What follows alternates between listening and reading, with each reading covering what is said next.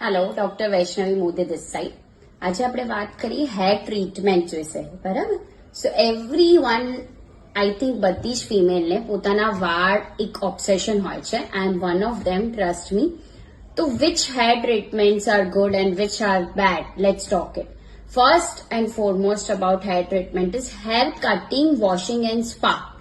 Yes, this all threes are regularized and they are good for your hair. Hair spa કરાવવાથી તમારા હેરમાં જે moisture loss થઈ ગયું છે, ડ્રાયનેસ થઈ ગઈ છે, એ બધું જતું રહેશે.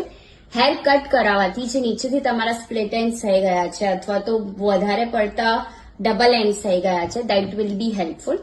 Hair wash, yes, required, because most of the time અગર સ્પેસિફિકલી તમારા હેરનું વોલ્યુમ વધારે હોય તો you can not reach the easily accessible zone, કે જે હેર વોશ તમે બહાર કરાવશો તો એમાં ઇઝીલી એ થઈ જશે.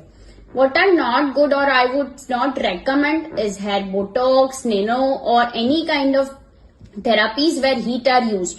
So straightening, smoothening, all are this just for good for 6 months and then again you'll get back to your bad hairs.